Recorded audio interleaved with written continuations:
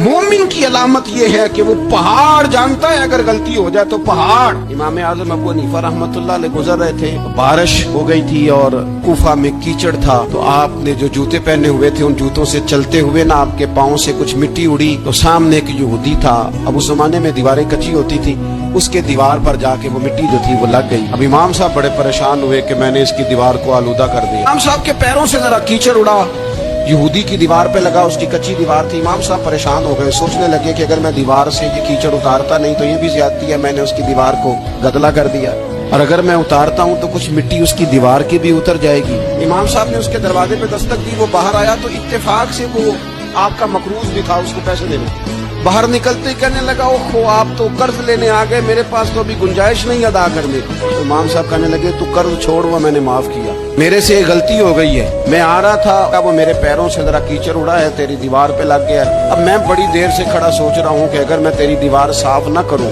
तो मैंने ये मैली कर दी, गदली कर दी, ये भी बात दुरुस्त नहीं है, ज्यादती। और अगर मैं इसे साफ करता हूँ कच्ची दीवार से कुछ मिट्टी उतर जाएगी, तो ये भी ज्यादती है। अब तू बता मैं क्या करूं। बेमौसमा फल था ना ये। बंदा हैरान हो गया, गौर से इमाम साहब का चेहरा देखने लगा, कहने लगा, हुजूर पहले मैंने दीन सुना था, आज देखा है। आप वो मिट्टी की दीवार पर जो कीचड़ लग गया है, दीवार को बाद में साफ कीजिएगा, पहले कलमा पढ़ाएं ताकि मेरे अंदर का कुफर साफ